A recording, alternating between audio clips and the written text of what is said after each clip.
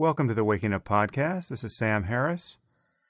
Okay, well, a lot has been going on. There's been another mass shooting, which is really the proximate cause of this podcast. But the reaction to it ties in with my release of my book with Majid Nawaz this week, and some of the pushback against that.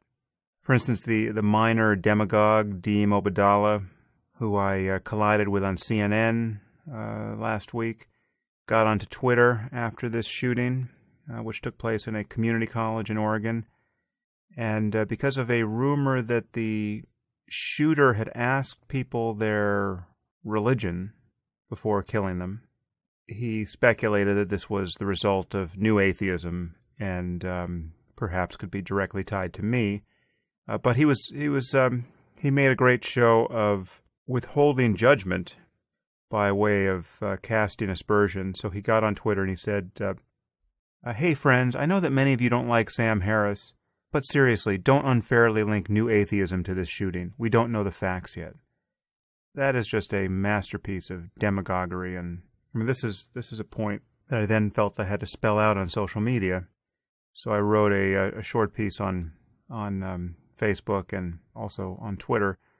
And I'll just read it to you. I think it's important. People are so confused or pretending to be confused about the nature of atheism that it's the argument is always that it's just like religion. So Dawkins and I are often accused of being just as fundamentalist as our most fundamentalist adversaries on the religious side of the argument.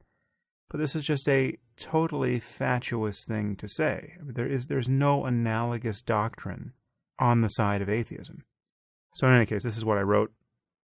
No rational atheist or new atheist holds religion accountable for every idiotic or unethical thing religious people do. We blame a religion only for what its adherents do as a direct result of its doctrines, such as opposing gay marriage or killing apostates. Atheism has no doctrines. It does not demand that a person do anything or refrain from doing anything on the basis of his unbelief. Consequently, to know that someone is an atheist is to know almost nothing about him, apart from the fact that he does not accept the unwarranted claims of any religion. Atheism is simply the condition of not believing in Poseidon or Thor or any of the thousands of dead gods that lie in that graveyard we call mythology. To that extent, everyone knows exactly what it is to be an atheist. The atheist has simply added the God of Abraham to the list of the dead. If a belief in astrology were causing people to go berserk, to deny medical care to their children or to murder unbelievers, many of us would speak and write about the dangerous stupidity of astrology. This would not be bigotry or intolerance on our part. It would be a plea for basic human sanity. And that is all that an atheist criticism of religious tribalism and superstition ever is. If you understand this, you will recognize any attempt to blame atheism for specific crimes, great or small, for what it is, a fresh act of religious demagoguery. So many people got back to me in response to that saying, no, atheists believe all kinds of things. Atheism is full of doctrines. You believe things about evolution. You believe things about cosmology.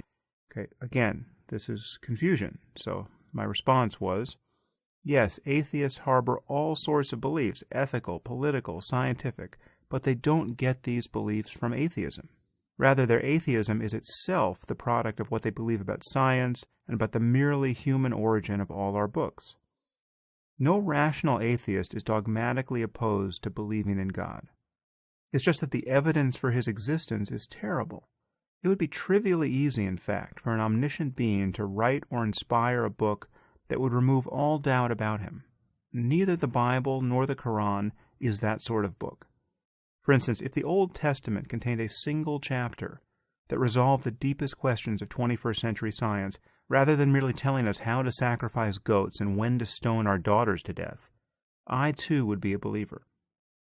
Now, many people pushed back against this. They thought that there could be no book that could testify to its author's omniscience.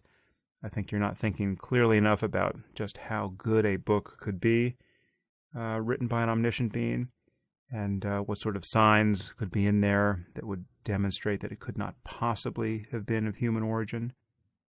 In any case, nothing much turns on this. It's pedantic to fixate too much on the word omniscience. I'm just saying that every rational atheist could be convinced about the reality of God or about the truth of Christianity or any specific religion, given sufficient evidence.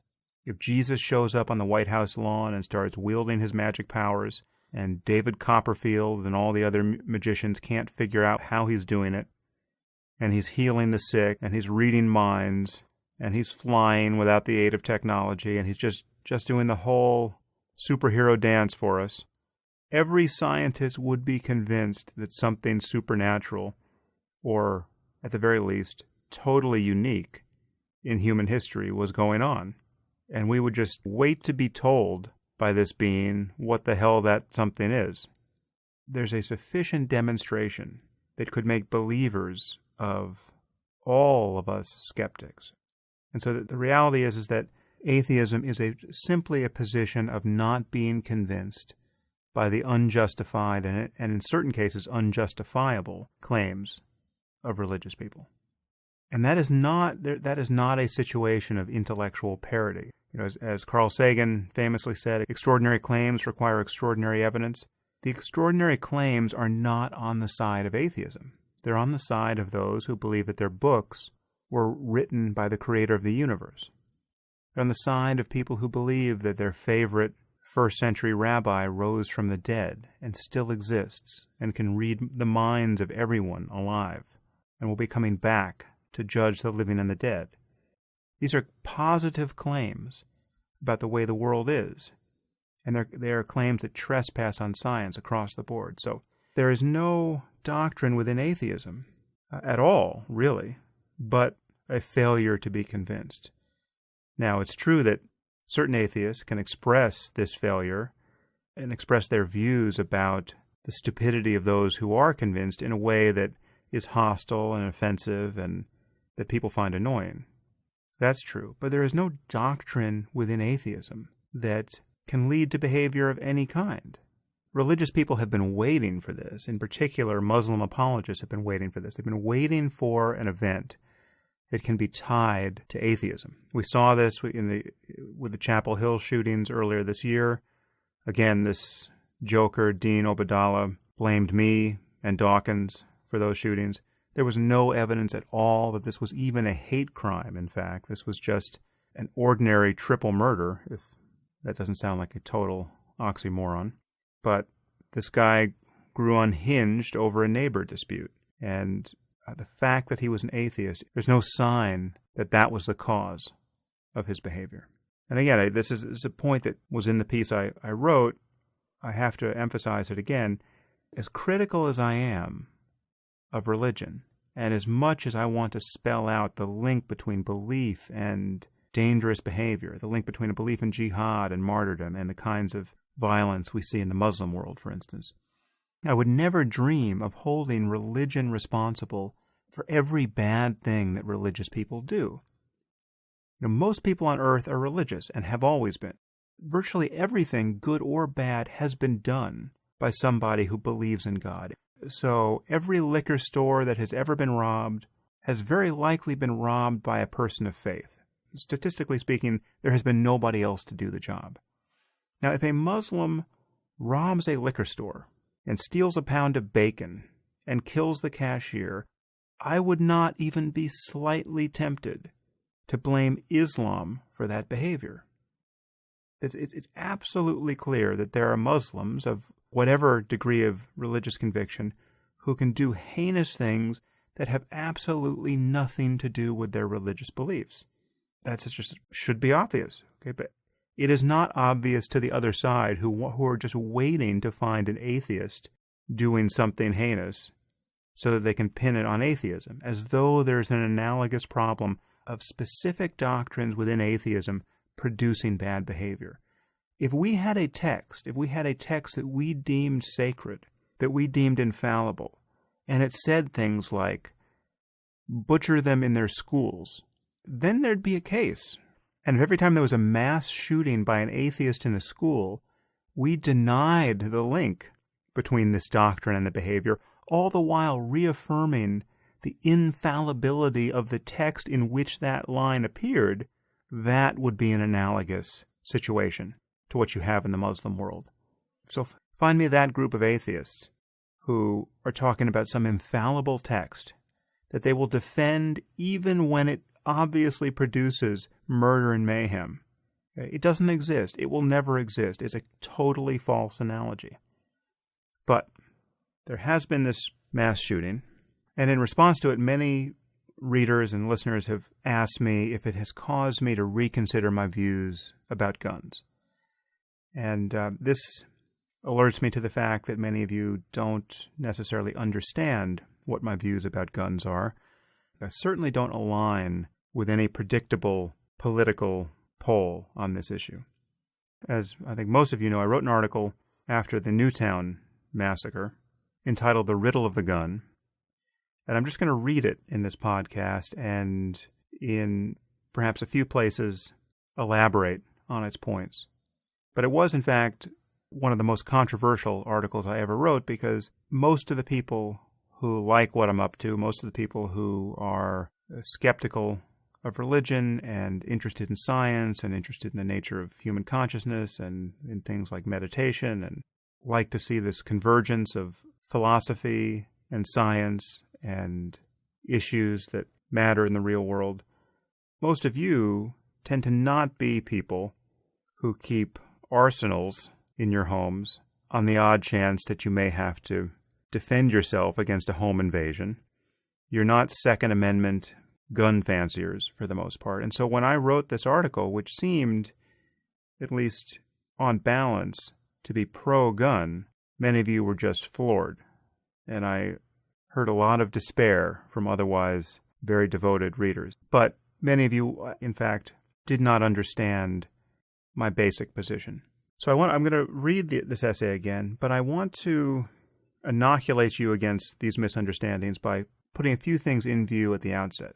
Okay, the first thing you need to understand is that my recommendations with respect to gun control are more aggressive, more stringent, more intrusive than any you have heard from any liberal who is bemoaning the status quo in the United States.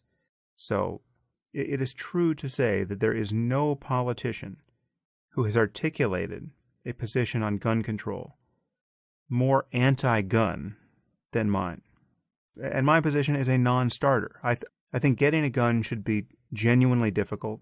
I think it should be like getting a pilot's license. You should have to be trained. Dozens of hours of training should be required to legally own a gun. And I think that background checks and all the rest should be as intrusive as possible at this point. There is no one articulating that position.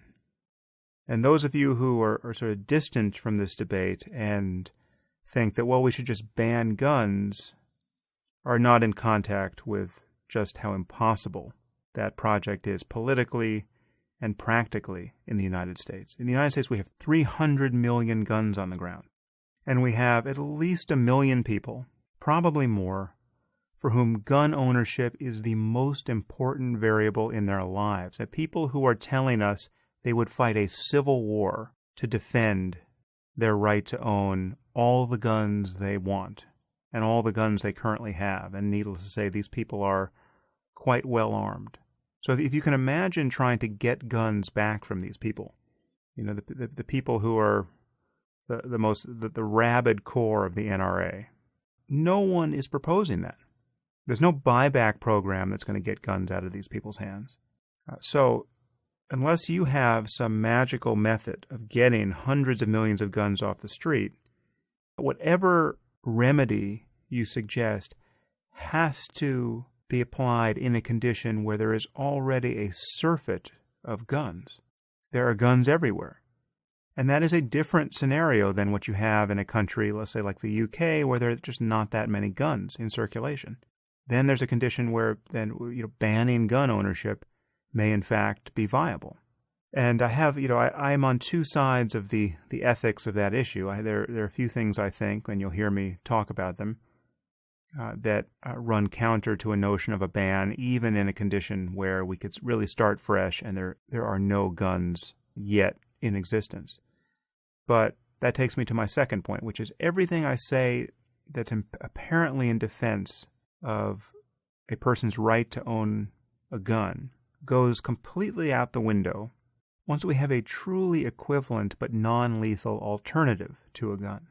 So the moment that Taser or some other company devises a weapon that doesn't kill people but stops them in their tracks, and it has the range and reusability and all of the defensive characteristics of a gun, and hopefully better, then I think the argument for owning guns totally evaporates. I'm not a Second Amendment person. The Constitution is only important to me insofar as it secures sane policy in every present generation. And if things change, if technology changes, if the world changes, the Constitution has to change. So the moment we have a non-lethal alternative to guns, everything I say in defense of firearms is canceled. But there is no real alternative at the moment. And you just have to see video of cops using their tasers on people and see the vagaries of those effects to know that the current generation of tasers don't offer a substitute for a gun. And finally, though I do in this essay express open-mindedness about the possibility of putting armed security guards in schools and on college campuses and in any place that we would be worried about a mass shooting. And I'm actually not, if we had truly well-trained security guards, I'd be happy to have them more in evidence in this world for reasons that will become obvious. But it's obvious that that is not a fundamental solution to the mass shooting problem. The mass shooting problem may be a problem that can't totally be solved, which is to say that if a person is intent upon killing a bunch of innocent people, there will always be a place, a restaurant, a movie theater, a school, a shopping mall, that is sufficiently insecure so as to make that a very easy thing to do. And the only real remedy there, which I do in fact think would change the lethality of these episodes, would be if people internalized a new ethic and sense of responsibility around keeping society safe from this kind of violence. And the analogy I would draw, and I draw this at the end of this essay, although I don't make much of it, is to what you now know would happen in an airplane at 30,000 feet if someone pulled out a knife or a gun or just started trying to open the cabin door.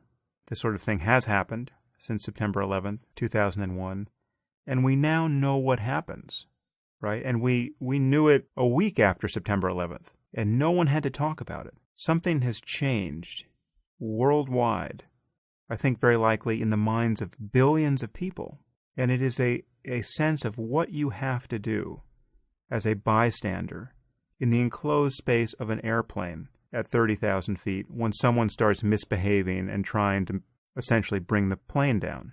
There is nowhere to run on a plane. And everyone understands that whether you're trained or not, whether you have a weapon or not, you have to attack the attacker.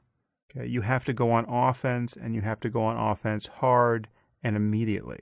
And there's nothing to talk about. Imagine someone standing up on a plane now and saying, everyone just stay in your seats, you're all going to be fine, I'm just going to take control of this plane, right? That is a total non-starter now.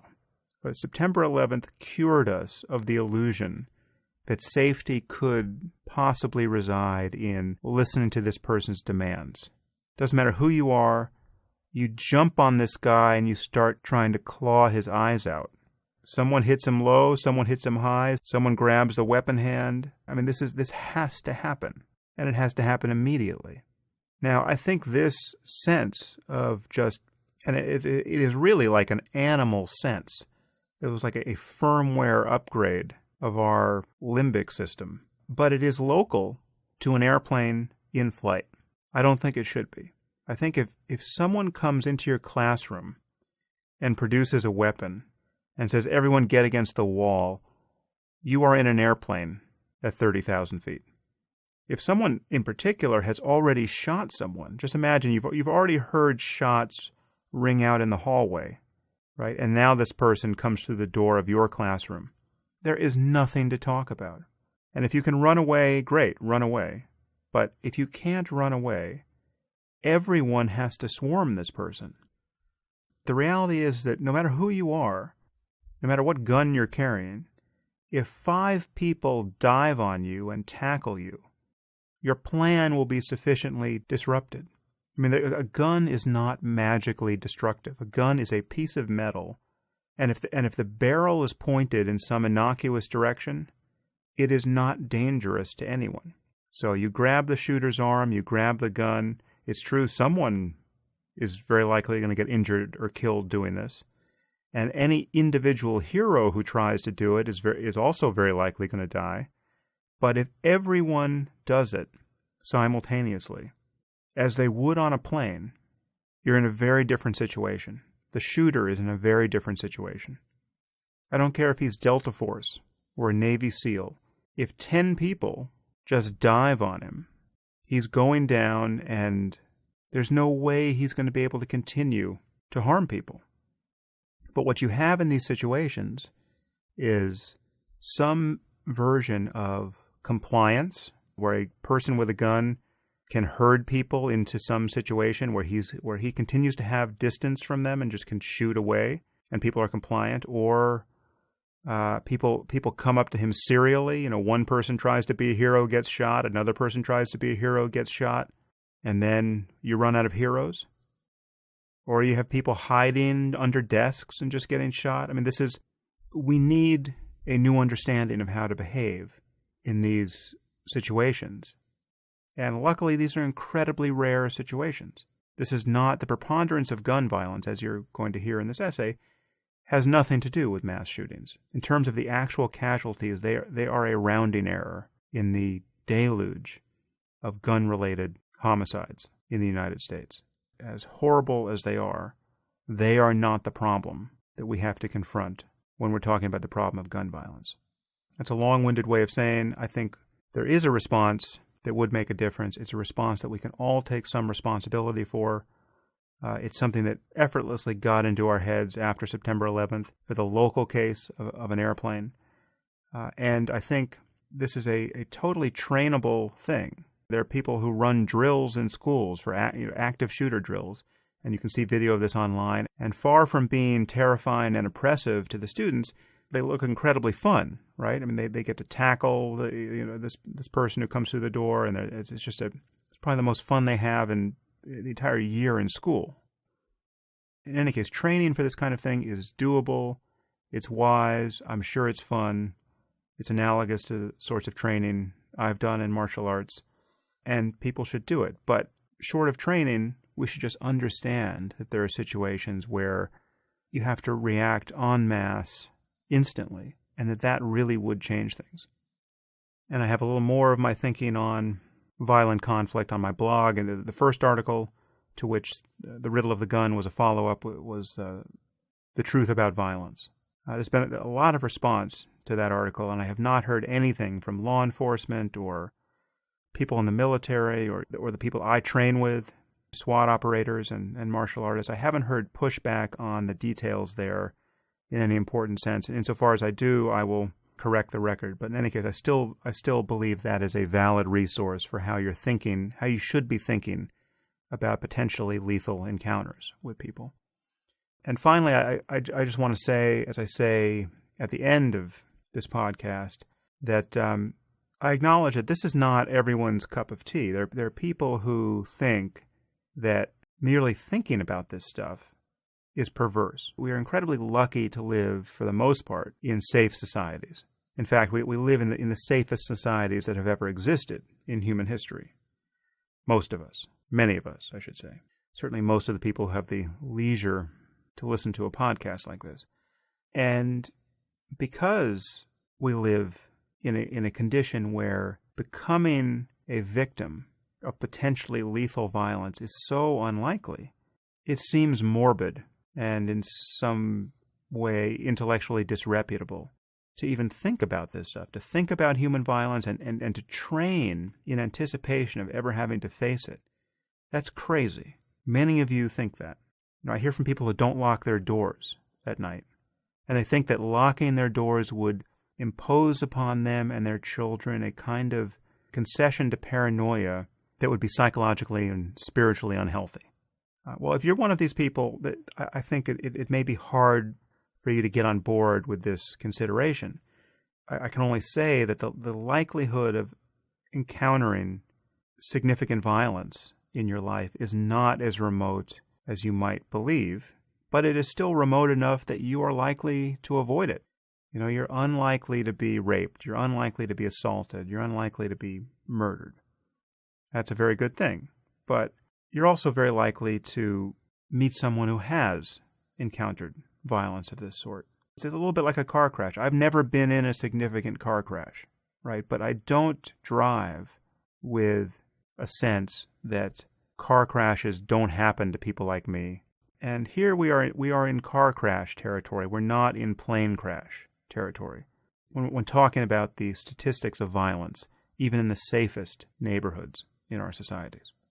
But I will concede that many of you think I've just gone off my rocker every time I write or speak about martial arts or guns or the lethal use of force or studying how violence unfolds between people. And, you can just wait for the next podcast. It will not be on this topic. But for those of you who are interested in what I think about guns and in why yet another mass shooting doesn't get me to say, oh yes, we have to ban guns in the U.S., as if that were possible, listen to this essay with an open mind and realize that it might blow you around a little bit in how you feel about what I'm saying, because I do argue both sides of this. If you're a Second Amendment person, you're going to hate half of what I say. And if you're morbidly afraid of guns, you're also going to hate what I say. My position is slightly hard to characterize here. But in any case, my views have not changed since I wrote this, but there may be some points to clarify along the way. And now I give you the riddle of the gun. The riddle of the gun. Fantasists and zealots can be found on both sides of the debate over guns in America. On the one hand, many gun rights activists reject even the most sensible restrictions on the sale of weapons to the public. On the other, proponents of stricter gun laws often seem unable to understand why a good person would ever want ready access to a loaded firearm. Between these two extremes, we must find grounds for a rational discussion about the problem of gun violence. Unlike most Americans, I stand on both sides of this debate. I understand the apprehension that many people feel toward gun culture, and I share their outrage over the political influence of the National Rifle Association. How is it that we live in a society in which one of the most compelling interests is gun ownership? Where's the science lobby? The safe food lobby? Where's the get the Chinese lead paint out of our kids' toys lobby? When viewed from any other civilized society on Earth, the primacy of guns in American life seems to be a symptom of collective psychosis. Most of my friends do not own guns and never will. When asked to consider the possibility of keeping firearms for protection, they worry that the mere presence of them in their homes would put them and their families in danger. Can't a gun go off by accident? Wouldn't it be more likely to be used against them in an altercation with a criminal? I'm surrounded by otherwise intelligent people who imagine that the ability to dial 911 is all the protection against violence a sane person ever needs. But unlike my friends, I own several guns and train with them regularly. Every month or two, I spend a full day shooting with a highly qualified instructor. This is an expensive and time-consuming habit, but I view it as part of my responsibility as a gun owner.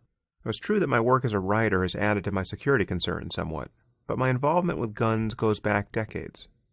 I've always wanted to be able to protect myself and my family, and I've never had any illusions about how quickly the police can respond when called.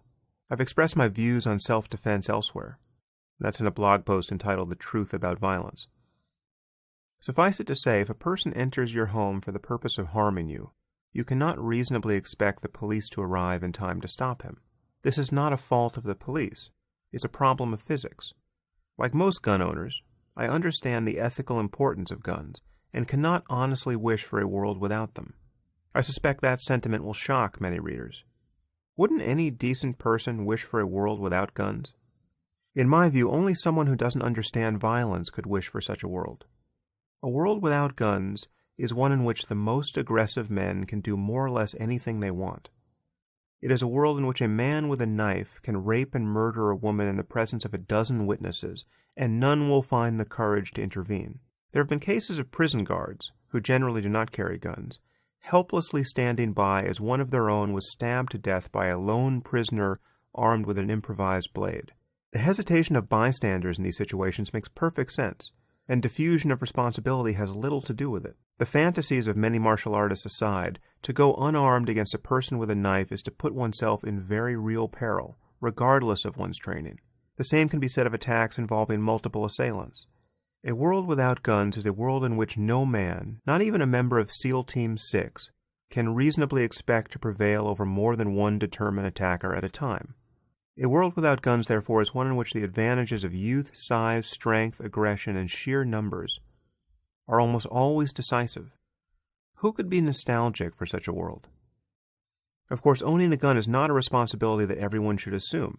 Most guns kept in the home will never be used for self-defense.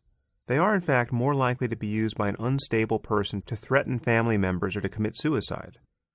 However, it seems to me that there is nothing irrational about judging oneself to be psychologically stable and fully committed to the safe handling and ethical use of firearms, if indeed one is. Carrying a gun in public, however, entails even greater responsibility than keeping one at home, and in most states the laws reflect this. Like many gun control advocates, I have serious concerns about letting ordinary citizens walk around armed. Ordinary altercations can become needlessly deadly in the presence of a weapon. A scuffle that exposes a gun in a person's waistband, for instance, can quickly become a fight to the death, where the first person to get his hands on the weapon may feel justified in using it in, quote, self-defense. Most people seem unaware that knives present a similar liability.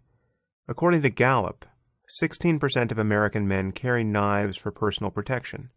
I'm quite sure that most of those men have not thought through the legal, ethical, and game-theoretical implications of drawing a blade in a moment of conflict.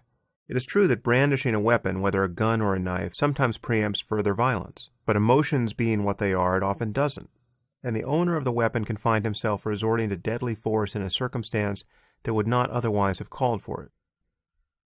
Some facts about guns. 55 million kids went to school on the day that 20 were massacred at Sandy Hook Elementary in Newtown, Connecticut. Even in the United States, therefore, the chances of a child's dying in a school shooting are remote.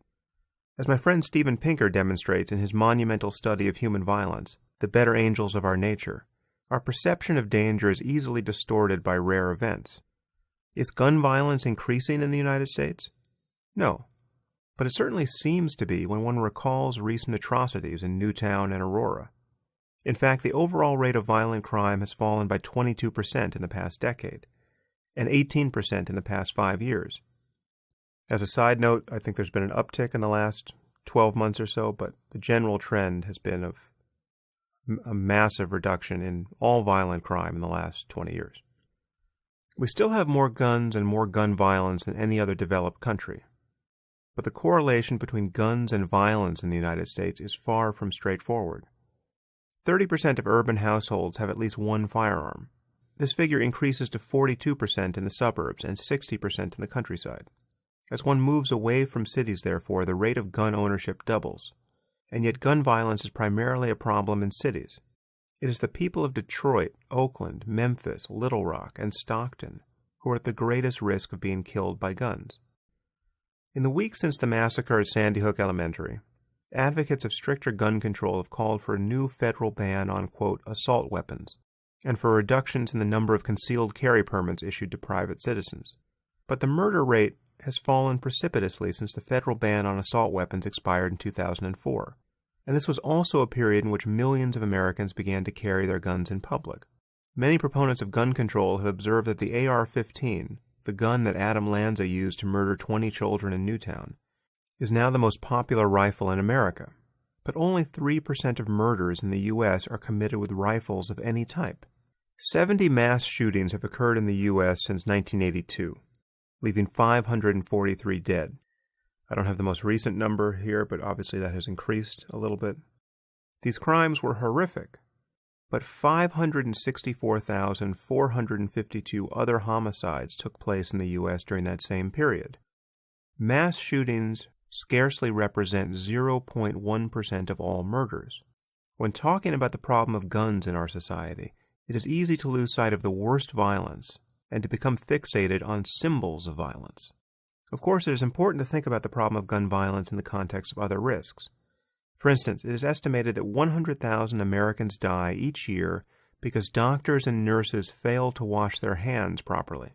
Measured in bodies, therefore, the problem of hand washing in hospitals is worse than the problem of guns, even if we include accidents and suicides. But not all deaths are equivalent. A narrow focus on mortality rates does not always do justice to the reality of human suffering. Mass shootings are a marginal concern, even relative to other forms of gun violence, but they cause an unusual degree of terror and grief, particularly when children are targeted. Given the psychological and social costs of certain low-frequency events, it does not seem irrational to allocate disproportionate resources to prevent them. We should also remember that mass killings do not depend on guns. Much has been made in the press about the fact that on the very day 20 children were murdered in Newtown, a man with a knife attempted a similar crime at an elementary school in China. At The Atlantic, James Fallows wrote, 22 children injured, versus a current count of 20 little children and 8 other people shot dead. That's the difference between a knife and a gun. Guns don't attack children. Psychopaths and sadists do. But guns uniquely allow a psychopath to wreak death and devastation on such a large scale so quickly and easily. America is the only country in which this happens again and again and again. You can look it up. Well, this is more tendentious than it might sound. There has been an epidemic of knife attacks on school children in China in the past 2 years. As Fallows certainly knows, he is, after all, an expert on China. In some instances, several children were murdered. In March 2010, 8 were killed and 5 injured in a single incident. This is as bad as many mass shootings in the U.S. I'm not denying that guns are more efficient for killing people than knives are, but the truth is that knives are often deadly enough, and the only reliable way for one person to stop a man with a knife is to shoot him. As a side note there, I should emphasize the words reliable and one. The only reliable way for one person to stop a man with a knife is to shoot him. Now, of course, you can, if you have a weapon that gives you certain range, a long stick or a chair, that is helpful against a person with a knife. And multiple people attacking a person with a knife, armed or not, can certainly stop him. But if you're talking about one person in the presence of a knife-wielding attacker, a gun is certainly your best option, provided you're not already being stabbed. Back to the text. It is reasonable to wish that only virtuous people had guns, but there are now nearly 300 million guns in the United States, and millions more are sold each year. A well-made gun can remain functional for centuries. Any effective regime of gun control, therefore, would require that we remove hundreds of millions of firearms from our streets. As Jeffrey Goldberg points out in The Atlantic, it may no longer be rational to hope that we can solve the problem of gun violence by restricting access to guns, because guns are everywhere, and the only people who will be deterred by stricter laws are precisely those law-abiding citizens who should be able to possess guns for their own protection, and who now constitute one of the primary deterrents to violent crime. This is, of course, a familiar, quote, gun nut talking point, but that doesn't make it wrong. Another problem with liberal dreams of gun control is that the kinds of guns used in the vast majority of crimes would not fall under any plausible weapons ban. And advocates of stricter gun laws who claim to respect the rights of, quote, sportsmen or hunters, and to recognize a legitimate need for, quote, home defense, simply give away the game at the outset.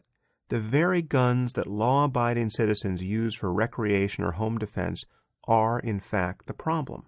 In the vast majority of murders committed with firearms, even most mass killings, the weapon used is a handgun.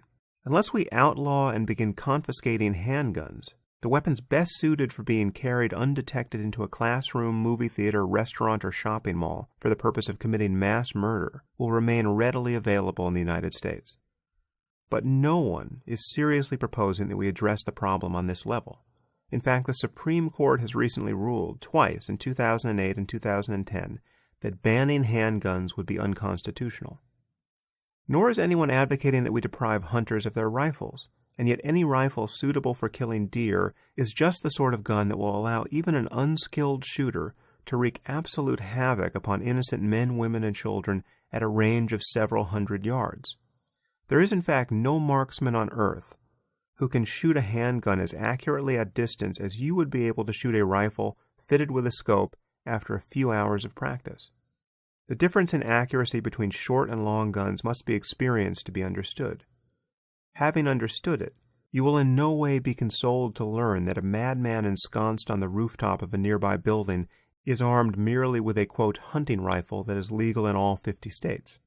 The problem, therefore, is that with respect to either factor that makes a gun suitable for mass murder, ease of concealment, a handgun, or range, a rifle, the most common and least stigmatized weapons are among the most dangerous. Gun control advocates seem perversely unaware of this. As a consequence, we routinely hear the terms, quote, semi-automatic and, quote, assault weapon intoned with misplaced outrage and awe. It is true that a semi-automatic pistol allows a person to shoot and reload slightly more efficiently than a revolver does, but a revolver can be reloaded surprisingly quickly with a device known as a speed loader. These have been in use since the 1970s. It is no exaggeration to say that if we merely had 300 million vintage revolvers in this country, we would still have a terrible problem with gun violence, with no solution in sight. And any person entering a school with a revolver for the purpose of killing kids would most likely be able to keep killing them until he ran out of ammunition, or until good people arrived with guns of their own to stop him. Again, the only footnote I would put here, which I spoke about in the introduction, which I reference again at the end of this piece, is that if we have a new ethic on the ground where unarmed people understand that they have to swarm the shooter, that is another way to bring him down before the cops arrive with guns. According to the FBI's Uniform Crime Report, 47% of all murders in the U.S. are committed with handguns. Again, only 3% are committed with rifles of any type. Twice as many murderers, 6%, use nothing but their bare hands. 13% use knives. Although a semi-automatic rifle like the one Adam Lanza carried to Newtown offers a terrifying advantage over a handgun at distances beyond 20 yards or so, I see no reason to think that the children he murdered would be alive today had he been armed only with a pistol. And in fact, he is reported to have shot them repeatedly and at close range. The worst mass shooting in U.S. history occurred at Virginia Tech in 2007. 32 people were killed and 17 injured. The shooter carried 2 handguns, a Glock 9mm and a Walther 22, of a make and caliber that will remain legal and ubiquitous unless all handguns are banned. Again, this is not going to happen. It is true that rifles, like the one used in the Newtown attack, fire rounds at a much higher velocity than handguns do. These bullets also tend to tumble and fragment in the body, which makes them more lethal. However, one cannot say in every case that an assault weapon in the wrong hands is a greater threat to innocent life than a handgun. Rifle rounds travel at such high velocity that they sometimes pass through a person's body before tumbling or fragmenting, doing less damage than one would expect from a handgun round. Conversely, these bullets are so light and frangible that they are sometimes stopped by barriers such as doors and wallboard. It is also generally easier to grab the barrel of a rifle and wrest it away from a shooter than it is with a handgun. And rifles are far more difficult to conceal. Approaching the doors of Sandy Hook Elementary, Adam Lanza probably looked every inch the dangerous lunatic with a gun. Had an armed guard been at the school, this could have allowed for a defensive response. Given these facts, it is difficult to say that assault weapons pose a greater risk to the public than handguns do. Regarding ammunition itself, there is not much more to say, because any type suitable for home defense or hunting, and therefore bound to remain legal as long as guns are sold, is also perfect for killing innocent people. The only other variable to consider is the number of rounds a gun can hold, because this dictates the frequency with which a shooter must pause to reload. Here the path to increase public safety is reasonably clear. In California and New York, for instance, one cannot buy magazines that hold more than 10 rounds. As a consequence, the moment at which a shooter can be safely tackled by bystanders comes after every 10 shots. 10 is a lot better than 30, of course, but it still requires the action of a true hero, probably several, who just happens to be standing close enough to the shooter to attempt to bring him down, and who is lucky enough to be alive and uninjured after the last barrage. As Jeffrey Goldberg notes with understandable despair and amazement, the security plans at many schools encourage students to spontaneously arm themselves with pencils and laptops and engage a shooter directly in defense of their lives, all the while forbidding the lawful possession of firearms on campus, no matter what a person's training. As Goldberg says, quote, "The existence of these policies suggests that universities know they cannot protect their students during an armed attack." More guns are not the answer until they are. Coverage of the Newtown tragedy and its aftermath has been generally abysmal. In fact, I have never seen the, quote, liberal media conform to right-wing caricatures of itself with such alacrity. I have read articles in which literally everything said about firearms and ballistics has been wrong. I have heard major newscasters mispronounce the names of every weapon and weapons manufacturer more challenging than Colt. I can only imagine the mirth that it has brought to gun rights zealots to see automatic and semi-automatic routinely confused, or to hear a major news anchor ominously declare that the shooter had been armed with a, quote, Sig Sauer pistol. This has been more than embarrassing. It has offered 1,000 points of proof that, quote, liberal elites don't know anything about what matters when bullets start flying. Consider the sneering response of the New York Times editorial page to Wayne LaPierre, the NRA vice president, after he suggested that we station a police officer at every school in the country. Quote, his solution to the proliferation of guns, including semi-automatic rifles designed to kill people as quickly as possible, is to put more guns in more places. Mr. LaPierre would put a police officer in every school and compel teachers and principals to become armed guards. Mr. LaPierre said the Newtown killing spree, quote, might have been averted if the killer had been confronted by an armed security guard. It's far more likely there would have been a dead armed security guard, just as there would have been even more carnage if civilians had started firing weapons in the Aurora movie theater. The phrase, designed to kill people as quickly as possible, should tell us everything we need to know about the author's grasp of the issue. The entire editorial is worth reading, in fact, because it makes the NRA's response to Newtown seem enlightened by comparison. Gun control advocates appear unable to distinguish situations in which a gun in the hands of a good person would be useless or worse, and those in which it would be likely to save dozens of innocent lives. They're eager to extrapolate from the Aurora shooting to every other possible scene of mass murder. However, a single gunman trying to force his way into a school, or roaming its hallways, or even standing in a classroom surrounded by dead and dying children would be far easier to engage effectively with a gun than James Holmes would have been in a dark and crowded movie theater. Even in the case of the Aurora shooting, it is not ludicrous to suppose that everyone might have been better off had a well-trained person with a gun been at the scene. The liberal commentariat seems to have no awareness of what the phrase well-trained signifies. It happens to include an understanding of what to do and what not to do when the danger of shooting innocent bystanders exists. The fact that bystanders do occasionally get shot, even by police officers, does not prove that putting guns in the hands of good people would be a bad idea. Gun control advocates always seem to imagine the worst possible scenario, legions of untrained, delusional vigilantes producing their weapons at a pin drop and firing indiscriminately into a crowd.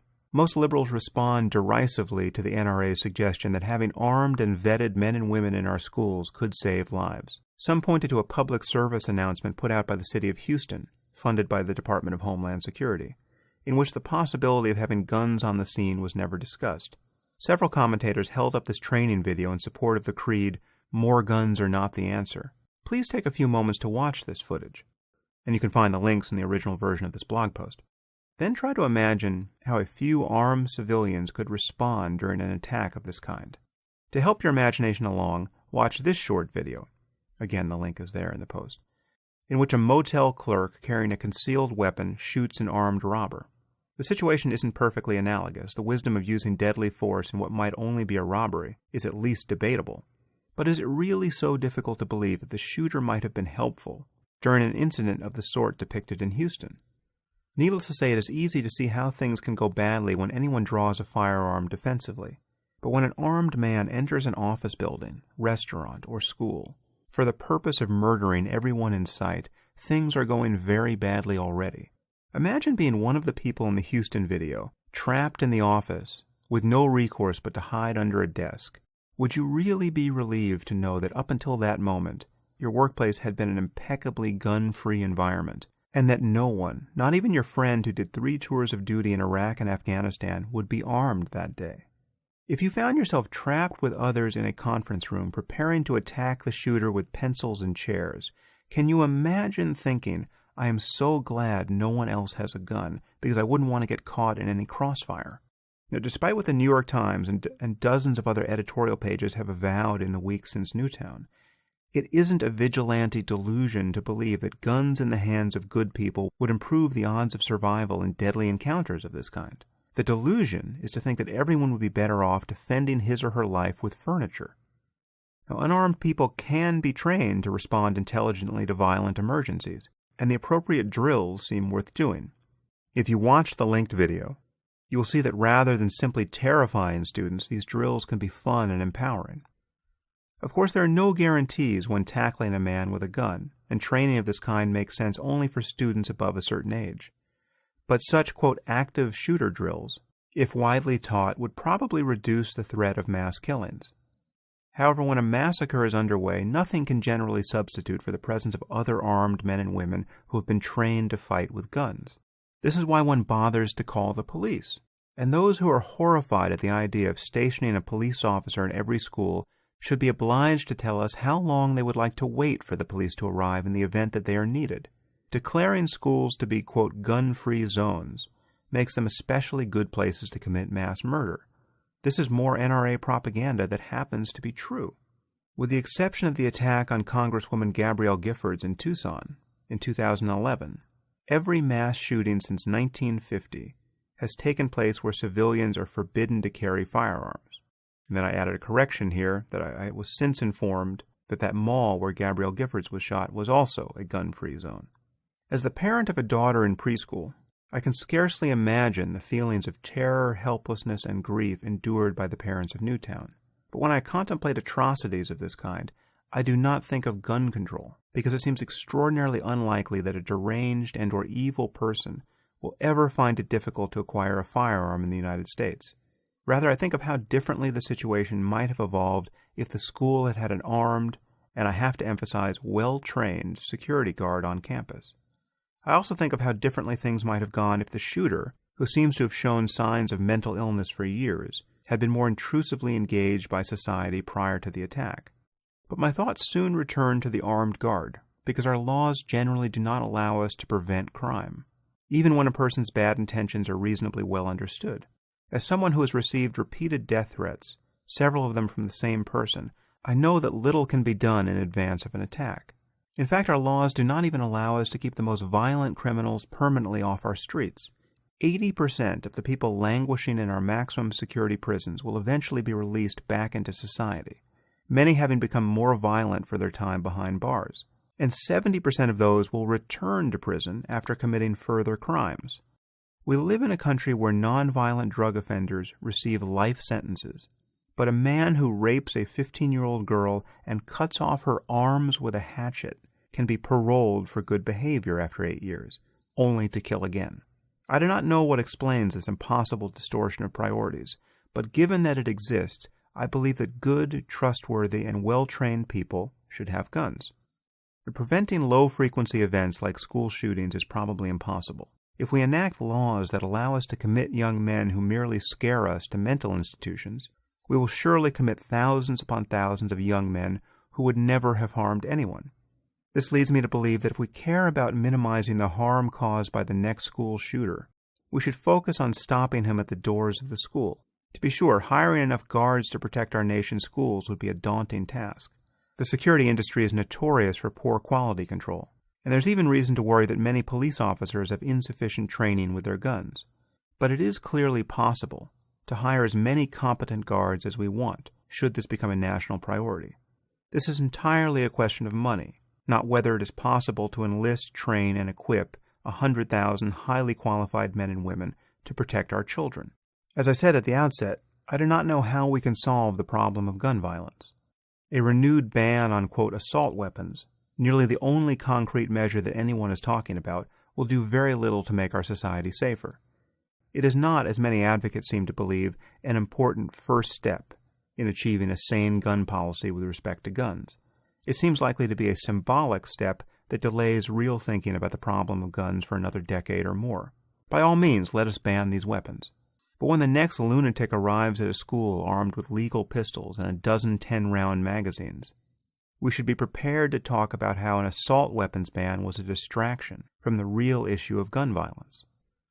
Now, I should say, as a footnote, that line, by all means, let's ban these weapons, that was a kind of a sop thrown to that side of the debate. I don't actually think we should ban those rifles. I think it is a distraction and doesn't solve anything and will just energize all the gun nuts in the country. So given the reality of the facts on the ground in the United States at the moment, 300 million guns, millions of people for whom the possession of guns is the core of their religion, essentially, Second Amendment fanatics, lovers of their AR-15s, I think banning, quote, assault rifles is not the way to go. One of the greatest impediments to actually solving the riddle of guns in our society is the pious concern that many people have about the intent of the Second Amendment. It should hardly need to be said that despite its brilliance and utility, the Constitution of the United States was written by men who could not possibly have foreseen every change that would occur in American society in the ensuing centuries. Even if the Second Amendment guaranteed everyone the right to possess whatever weapon he or she desired, it doesn't. We have since invented weapons that no civilian should be allowed to own. In fact, it can be easily argued that the original intent of the Second Amendment had nothing to do with the right of self-defense, which remains the ethical case to be made for owning a firearm. The amendment seems to have been written to allow states to check the power of the federal government by maintaining their militias. Given the changes that have occurred in our military, and even in our politics, the idea that a few pistols and an AR-15 in every home constitutes a necessary bulwark against totalitarianism is fairly ridiculous. If you believe that the armed forces of the United States might one day come for you, and you think your cache of small arms will suffice to defend you if they do, I've got a black helicopter to sell you. We could do many things to ensure that only fully vetted people could get a licensed firearm. The fact that guns in the U.S. can be legally purchased from private sellers without background checks on the buyers, the so-called gun show loophole, is terrifying. Getting a gun license could be made as difficult as getting a license to fly an airplane, requiring dozens of hours of training. I would certainly be happy to see policy changes like this.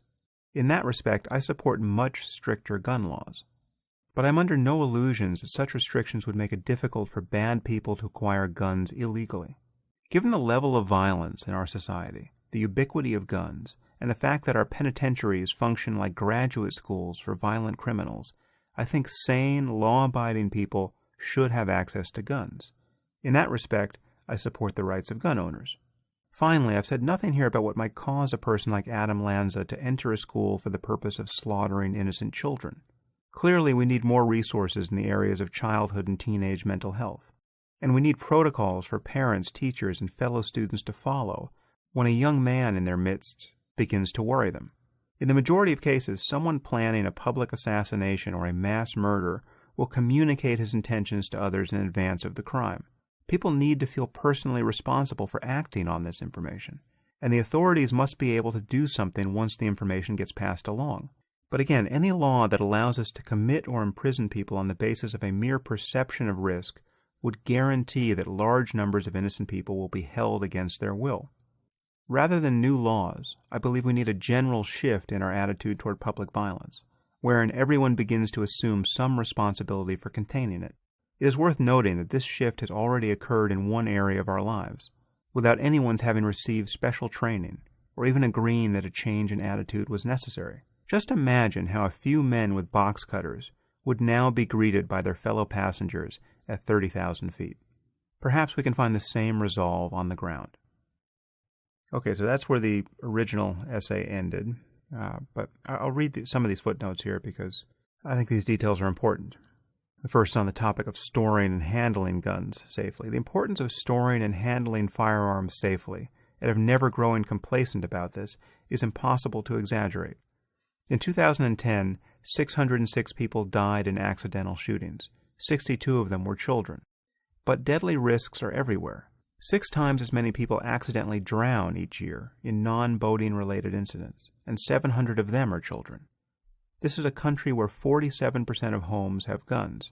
There is no question that putting a pool in your yard is as serious a decision as buying a gun. This is another point about which, quote, gun nuts happen to be correct. There's a footnote about concealed carry permits. According to one source cited by Goldberg, concealed carry permit holders not only commit fewer crimes than members of the general public, they commit fewer crimes than police officers. It's a pretty astonishing fact. It is certainly possible that in states with stringent requirements, civilians who take the trouble to go through the permitting process will be an unusually scrupulous bunch. 8 million people have been issued concealed carry permits in the United States, but many more gun owners carry illegally or legally in states that do not require permits. Gallup reports that 12% of Americans say they sometimes carry a gun for self-defense. Okay, there's a footnote on more of the reality of where people are actually getting killed by guns. Although Adam Lanza seems to have been the prototypical mass shooter, white, male, mentally unstable, and living outside a large city, the epidemic of gun crime in America is in part the product of urban gang violence. The black community continues to commit and to suffer more than its fair share of this violence. According to the Children's Defense Fund, gun deaths among white children and teens have decreased by 44% over the past 3 decades, while deaths among black children and teens increased by 30%. Blacks account for only 15% of the youth population but suffer 45% of all child and teen gun deaths. Black males aged 15 to 19 are 8 times as likely as their white peers and 2.5 times as likely as Hispanics to die by a bullet. And again, these bullets are not coming, by and large, from police officers. These are coming from other black teens, usually in the inner city. The problem of gangs is distinct from the problem of guns. Gang membership answers to a variety of social needs, protection and status foremost among them. But as is the case with many social problems, gangs answer to a need that they themselves create. A person's reputation within a gang depends upon his demonstrated willingness to harm outsiders. Therefore, the very norms by which one raises one's status within a gang makes gang membership necessary for personal safety. Needless to say, most of the resulting mayhem is accomplished with guns. I've added a note here. However, it would seem that nationwide only 12% of homicides are gang-related. Our misguided war on drugs is surely an important factor where gangs are concerned. This is another vicious circle. Like prohibition before it, the war on drugs renders the sale of illicit drugs extraordinarily profitable, while requiring that drug dealers function outside the law, protecting their investment in turf with guns. If we ended our war on drugs, the money that finances most gang activity would disappear, as would one of the primary reasons for gang violence. No doubt gangs would remain, along with other sources of violent crime. But with the war on drugs abandoned, our police, courts, and departments of corrections could focus on the real problem of violence. And finally, another note on an active shooter situation. Of course, in many situations, even the best trained guard would have no chance to draw his gun defensively, or would be unwise to do so. Picture the President of the United States moving through a crowd or delivering a speech. In the event of an assassination attempt, the job of his security detail is to immediately disrupt the shooter's aim, bring him to the ground, and disarm him, and to get the President to safety. Drawing their weapons and returning fire, especially in a crowd, is not part of the plan. But the tactics appropriate to having a dozen guards protecting a high-risk target in a crowd do not extend to every situation involving an active shooter.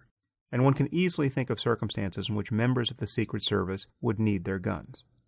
Okay, so that is the end of the original article. And then, because of the ferocity of the pushback, I wrote a follow-up article entitled FAQ on Violence. I'll read part of it. This is how I summarized some of the response I got. Having read many hundreds of responses to my recent article on guns and hundreds more to an earlier post on self-defense, I now realize there are differences in temperament across which it may be impossible to communicate about the reality of human violence. Many people simply do not want to think about this topic in any detail. I concede that given the relative safety in which most of us live, this can be a reasonable attitude to adopt.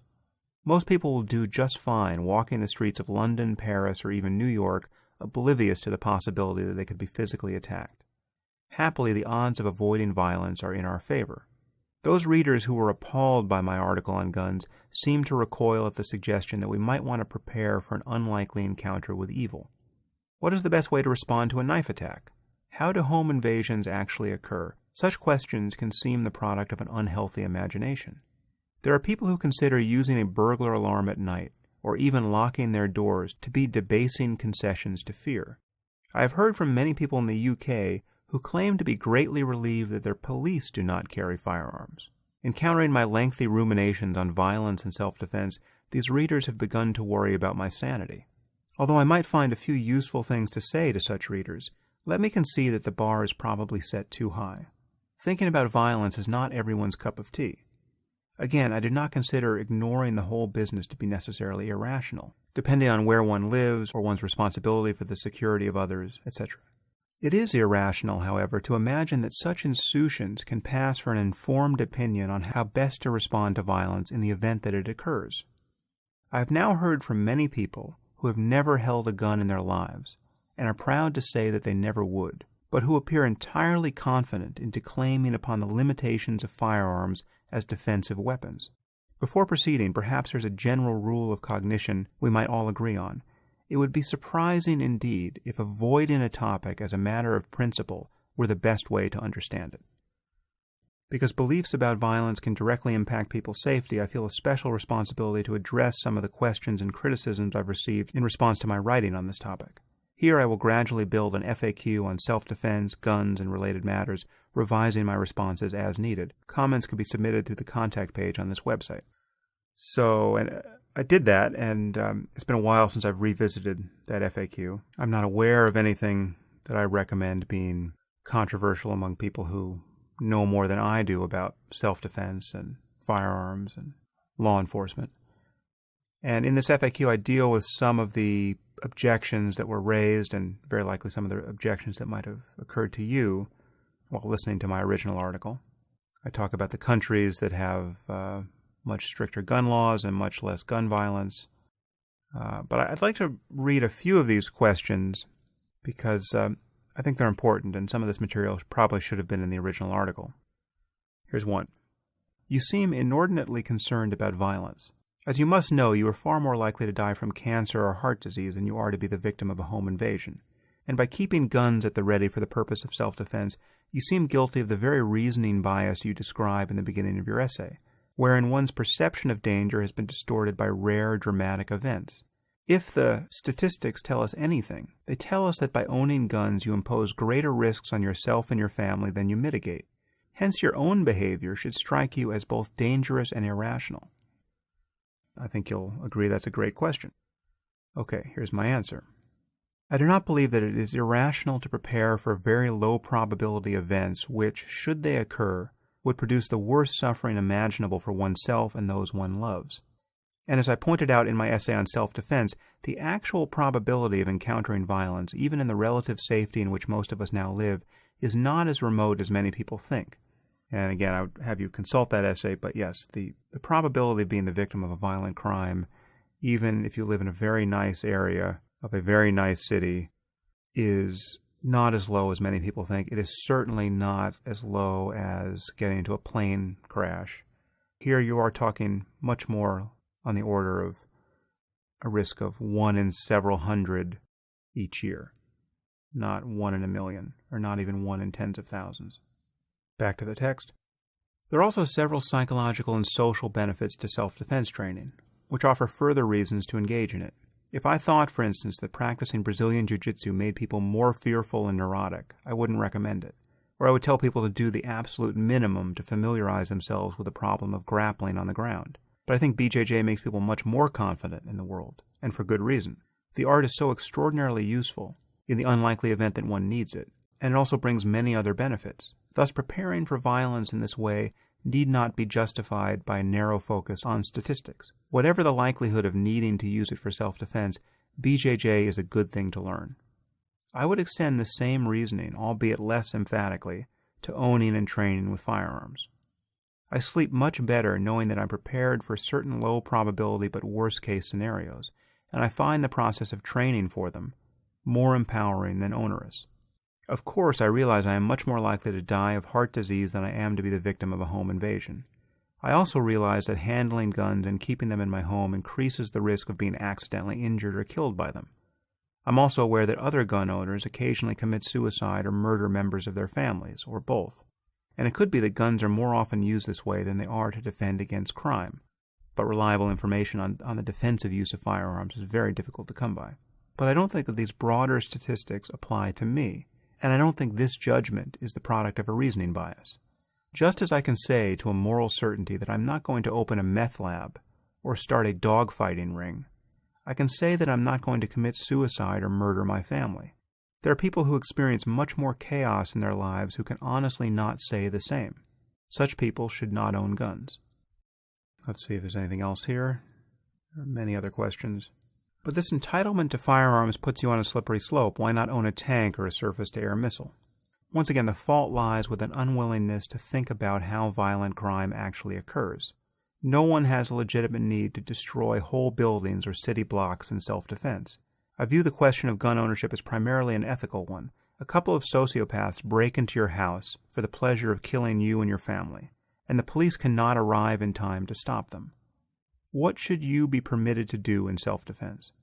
That really is the core of it for me. There are certain rare situations, and again, they are rare but not rare enough, where a peaceful, honest person finds himself in the presence of murderous lunatics who may or may not be armed, but very likely are.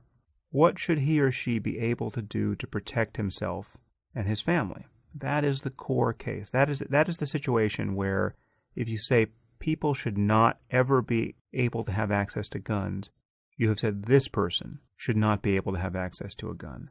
And that, I think, is a very hard argument to make, even in a society without guns. Ethically speaking, I think this is a hard case. If you have an island nation where no guns have arrived yet, I mean, it's something like the UK, although I'm sure that's broken down somewhat, but you have a society that has no guns and has strict regulations against them, and the question is, would it be ethical to allow people to have guns along the lines that I have described here? You know, you have to get training analogous to getting a pilot's license to get a gun. That is a hard case for me. I think the societal benefit of not having guns anywhere available, because you have totally stopped the influx, that may outweigh any individual's personal right to have the best weapon available to protect himself or herself. I don't know. I could be argued either way on that topic. And again, the emergence of truly non-lethal alternatives to guns would make the case moot, because then you would give that to the woman who lives alone and who's worried about self-defense. And here's a question that just goes to the point of my craziness. You say that you own, quote, several guns. This makes you sound like a collector or a fanatic. Why would a person need more than one gun for the purpose of home defense? Okay, again, these are the kinds of questions that come from people who just have not been in contact with this issue, have not thought it through. Think about the ways in which, and here's my answer here, think about the ways in which a violent encounter in your home might occur. If you spend most of your time in your downstairs office, a gun in your bedroom will be of little use to you if you have to fight your way to it in the event that an intruder comes through your front door. The goal, from my perspective, is to be able to move away from a threat and arm oneself in the process, for the purpose of safely leaving the house with one's family or defending them in place. Thus, the number of guns I own directly relates to the architecture of my house. And I added a note here. Contrary to the bizarre conclusions that many readers draw here, this does not require that I keep a gun in every room. Once again, if thinking about details of this kind strikes you as a symptom of pathological fear, the whole topic of home defense is probably not for you. That you may rest assured that you are unlikely to ever be the victim of a violent crime. And I don't know if there's more to say about that. It's just you do encounter people who think that this whole area, I'm sure many of you listening, who think that this whole area of interest is perverse and a symptom of pathological fear.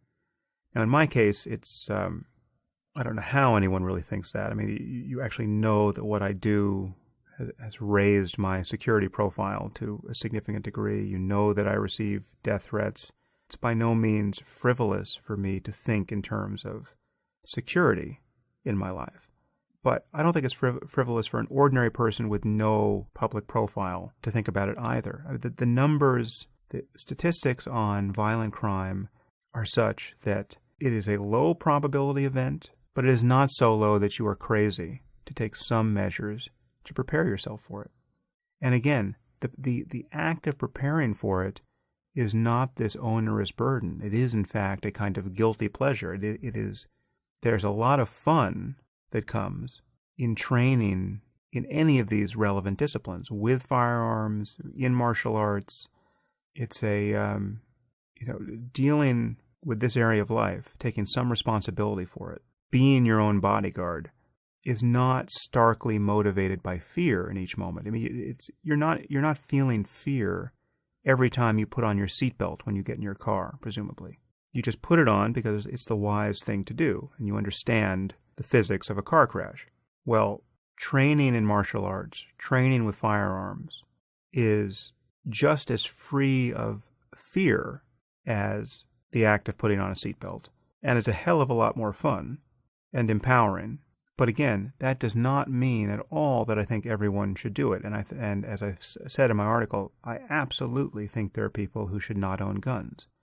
And I absolutely think it should be harder to get guns. And the details of how hard I think it should be certainly put me far beyond the pale from the point of view of gun rights zealots and Second Amendment fanatics. And again, I think I said this somewhere, I probably said this at the top, but the restrictions on gun ownership that I advocate are more stringent than those being advocated by anyone in the gun rights debate in the United States. There is no liberal politician who has articulated a position on gun control that is as restrictive as what I would advocate. Not President Obama when he gets up there and bemoans that we've done nothing about guns after the next shooting. Not Gabrielle Giffords and her husband, Mark Kelly, who have a foundation for this purpose. Not Michael Bloomberg. So, again, if I'm a gun nut, right, you got a real problem. Because what I'm advocating is not going to happen. Certainly not in our lifetime, barring some miraculous breakthrough, politically and probably technologically, in terms of developing the alternative to a gun. This is a very important question. It's amazing how many people are confused about this. You say guns must be properly secured. However, if secured, they won't be available for use in an emergency. You can't be both responsible and well defended. Okay, this is untrue. A gun can be properly secured and yet available in seconds, and a lockbox solves the problem. And I link to an example of a lockbox. It's true that many gun owners do not seem to understand the importance of locking their guns. As a result, hundreds of children are injured or killed each year, tragically and unnecessarily. Again, this is a hugely important issue. If you think that the only way to be prepared to deal with the unlikely situation of a home invasion or some other dangerous encounter in your home is to keep your gun loaded in a drawer or out in the open, you don't know anything about guns. I don't care how often you go to the firing range. You can lock a gun up and have it available within seconds. And to store firearms any other way is totally irresponsible. There was a lot of pushback on what has been called the swimming pool fallacy. I think I should probably address this. Here's the question. It should be a matter of acute embarrassment to you that you have fallen for the NRA's, quote, swimming pool fallacy. Please understand and rectify your error. And this was part of what was written in a response by Sean Faircloth. Harris drags out the swimming pool canard. You've heard this canard. Children are more likely to die in pools than by getting shot. Therefore, children dying by gun violence should be dismissed as just one of those things. Similar reasoning works like this. Women are about 8 times more likely to die from cardiovascular disease than by breast cancer, so all concern about breast cancer is overblown. Please, it is entirely reasonable that society can and should work to address breast cancer and cardiovascular disease, hospital hygiene safety, Harris raises this chestnut too, and handguns. The either-or choice is a rhetorical trick, not a reasoned argument. And here's my response. I'm afraid that Faircloth and many other readers misunderstood the point I was making in my essay. I was not saying that because there are greater sources of injury and death in this world, we needn't bother mitigating the harm caused by firearms. In fact, I was making 2 different points. The first was that if we value safety, we should keep our fears generally aligned with the facts. Now, according to the CDC, quote, drowning is responsible for more deaths among children 1 to 4 than any cause except congenital anomalies, birth defects.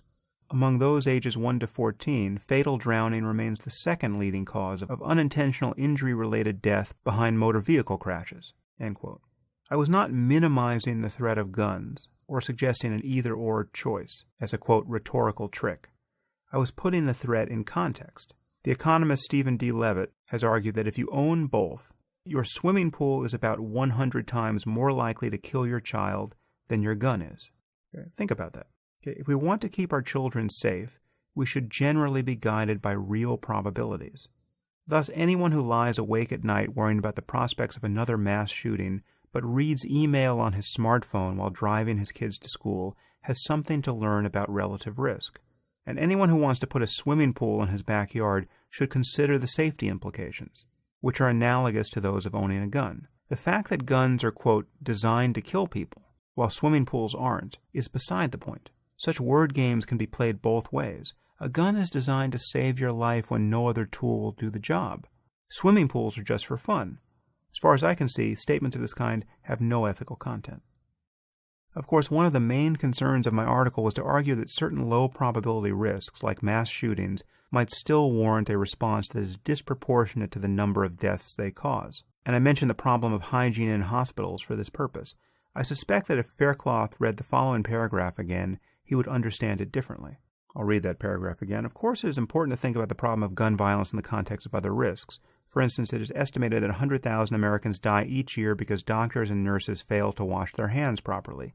Measured in bodies, therefore, the problem of hand washing in hospitals is worse than the problem of guns, even if we include accidents and suicides. But not all deaths are equivalent. A narrow focus on mortality rates does not always do justice to the reality of human suffering.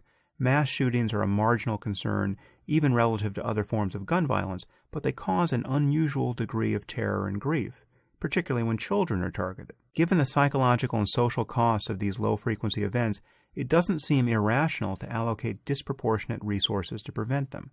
So I was not minimizing the problem of gun violence. I was explaining why it might be rational to consider the most marginal form of gun violence to be a bigger problem than it actually is. Faircloth just didn't like the solution I proposed, as many readers don't. But again, the solution is, I think we should have armed security in more places than we do. Whether that's in every school in the U.S. or not, I don't know. But listen, I go into a Whole Foods and I often see a guy with a gun guarding the vegetables. Right? Now, this doesn't make me paranoid while shopping. Doesn't make me feel unsafe. But if we're willing to put an armed security guard in a supermarket to prevent theft, how is it a moral obscenity to put an armed security guard on a college campus or even a preschool campus to prevent a mass shooting? It's expensive. It may be unrealistically expensive. And again, you want security guards to be far better trained than the average security guard is. But this idea that it's somehow morally abhorrent to do so, that intuition comes from people who have a kind of taboo relationship to guns. Guns are, in some sense, magically destructive. But even having an unarmed security guard would be better than no security guard. But again, I think the most distributed and likely change that would materially change public safety would be a different understanding about how ordinary people should respond in these situations. And there are other questions. There's why is there a difference between carrying a gun in public versus, or why don't I recommend in general that people carry firearms in public if I think it makes sense to keep one in your home. I go into the kind of legal and ethical differences there on my FAQ. I push back against some of the Second Amendment people. I guess so.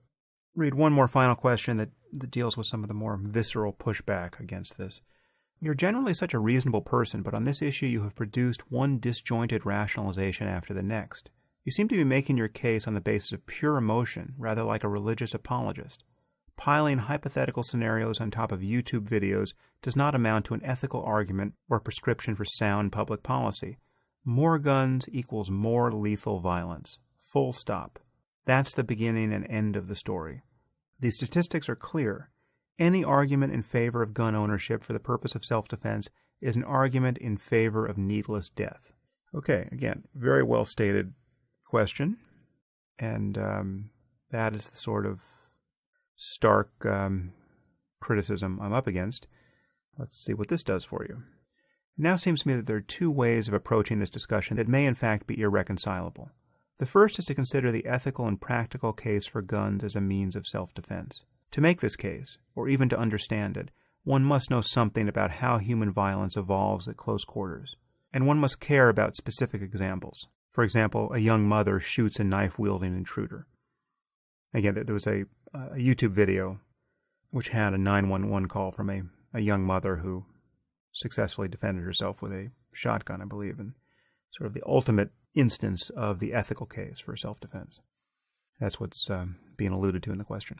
Here it is easy to establish and impossible to deny that guns occasionally save the lives of good people who have every right to defend themselves and their families from malevolent lunatics. The second approach is to consider society as a whole, emphasizing the statistics on gun violence.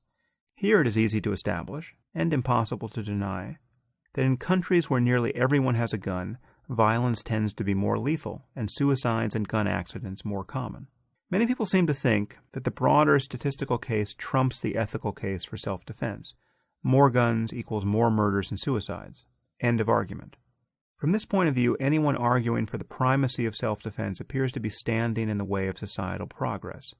Consequently, many people believe that no civilian, no matter how responsible or vulnerable to violence, should be able to possess a weapon as powerful as a gun, because any society that would make guns available to such people will, of necessity, be unable to control the sale of guns to dangerous, negligent, and suicidal people who shouldn't have them. Now, I do not accept that argument. I believe that the ethics of self-defense trumps the statistical case for several reasons. First, we simply do not know what the statistics would be if there were more stringent controls on gun ownership. Most gun deaths in the U.S. are suicides, and while the presence of a gun in the home certainly makes suicide easier to accomplish and perhaps more tempting, some of these deaths would occur anyway. There were 38,000 suicides in the U.S. in 2010, half of which were committed with firearms. Gun homicide in the U.S. is mostly the work of career criminals, not the result of ordinary gun owners with no history of violence suddenly going berserk. If we could keep the guns out of the hands of criminals and the mentally unstable, there is little reason to think that the rates of murder and suicide in the U.S. would be inordinately high. Of course, we have completely failed to do this, but taking guns away from responsible people isn't a way of doing it either. An ethical argument for the banning of guns must deal with the hard case, where a legal owner of a gun who stores it safely and knows how to use it winds up protecting herself when only a gun would avail. I don't see why a responsible person should be prevented from preparing for the rare encounter with violence just because other people are unfit to own guns. As I've said, the prospect of gun accidents does not decide the matter. It isn't necessarily irrational for a person to incur added risk of injury or death to prepare for certain events that he or she considers worse than mere injury or death. We increase our risk of both every day in far more frivolous ways than by preparing to defend ourselves and our families against the worst possible violence. Many people seem to think that guns radiate danger, rather like plutonium. Needless to say, if millions of our neighbors began asserting their right to maintain private stockpiles of plutonium for the purposes of recreation and self-defense, we would be outraged, and we would derive little comfort from the precautions that, quote, responsible plutonium owners took to handle this material safely. The mere presence of the stuff on our streets would impose an unacceptable risk on everyone. But guns are not like plutonium. They are like cars. The number of homicides, 11,000, suicides, 19,000, and fatal accidents, 600, with firearms, roughly equals the number of highway deaths, 33,000 each year. But when guns kill people, it is almost always because the person who pulled the trigger intended to cause a death, either his own or someone else's. When cars kill people, it is almost always an accident. This strikes me as a very important difference. People are doing their best to stay alive while driving and to avoid harming others, and yet are failing at a rate that exceeds that of intentional killing with guns. Judging by the rate of accidental death, cars are much more dangerous than guns. More importantly, we impose much greater risk on our neighbors by driving than we do by keeping guns in our homes. Many readers will object that this is an unfair comparison. Guns are for killing people, while cars serve many necessary purposes. But this objection misses the point. We are talking about the ethics of assuming personal risk of injury or death and of imposing such risk on others. The statistical argument against gun ownership derives all its ethical weight from the following claim. If we banned guns in the United States, we would save many thousands of lives each year. We could make driving much safer than it is at very little cost, and yet we haven't done so for reasons that parallel the concerns of gun owners, while being far less compelling. We could, for instance, limit the speed of all automobiles in the United States, including Ferraris and other high-performance vehicles, to 65 miles per hour. And we could reduce their powers of acceleration so it took over a minute to achieve top speed. How many lives would this save? Surely many thousands. Why haven't we passed a, quote, assault weapons ban of this sort on cars? Probably because it would make driving less fun. Most of us want the freedom to drive faster than a performance ban would permit, faster even than the legal speed limit. We seem to be asserting a freedom to break the law at the cost of thousands of lives each year. This seems ethically indefensible.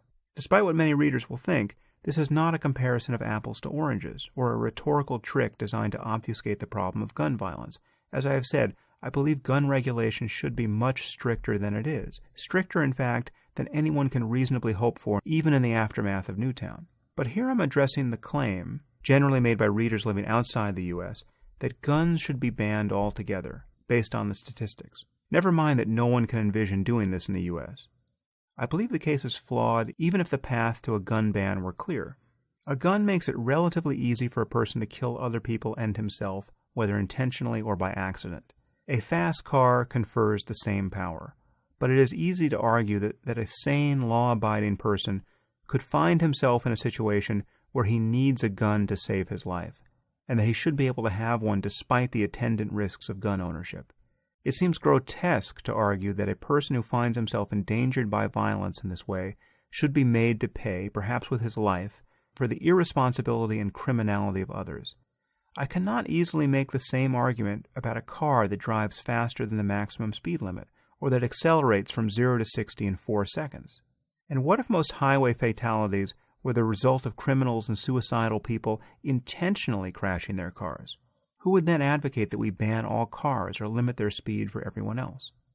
In any case, if there's a good objection to that analogy, I haven't heard it. I think, and again, I'm more open than I sound in certain places here to the idea that in a country like the UK, where there really aren't many guns, perhaps you could find an even more pristine case than that, banning the introduction of guns might make sense. It still leaves the person, the single mother, home alone with her infant, attacked by a knife-wielding assailant in the lurch, and I think that is an unhappy cost. But I could well envision that if the benefit to society were so enormous, the balance would swing in the direction of banning guns. We are simply not in that situation in the United States, and it's very hard to see how we ever could be, apart from the introduction of a non-lethal alternative to a gun that was just as good or hopefully better than a gun at stopping violence. Finally, I'll address the point about assault weapons that I addressed very briefly on the fly while reading the original essay. Your position on banning, quote, assault weapons like the AR-15 is contradictory. In the Riddle of the Gun, you said that such a ban would be purely symbolic and that these rifles are not objectively more threatening than other guns. But then you said that you would support such a ban, which seems illogical. What is your actual position? Here is my actual position. Point taken. The truth is I am somewhat conflicted about this, and my support for an assault weapons ban is more rhetorical/political than anything else. As I've said, handguns are the problem. If you aren't dealing with handguns, you aren't addressing the real problem of gun violence. A rifle like an AR-15 is not scary for the reasons that most gun control advocates allege. There is no reason to think that Newtown or Aurora would have been any less tragic had the shooters been armed only with pistols. Rifles are scary because they allow even untrained people to shoot with great accuracy at distances beyond 50 yards. After only a few hours of practice, a person can reliably hit an 18-inch target 400 yards away, surpassing the abilities of even the best marksman on Earth with a handgun. Thus, the rational objection to civilian ownership of these weapons is that they give people unwarranted destructive power at a distance. As I've said, hunting rifles pose a similar problem. It is hard to argue that anyone needs an AR-15 for the purposes of self-defense. If you are shooting someone over 50 yards away in, quote, self-defense, something has either gone very wrong with you or with the society in which you live. It is true that many gun owners think it prudent to prepare for the latter case. While I can't entirely fault their logic or their reading of history, and understand that it's a lot of fun to practice with an AR-15, I don't take the civilian need for these guns seriously. So I'm willing to say, in effect, fine, let's ban assault weapons. Now can we talk about the real problem of gun violence?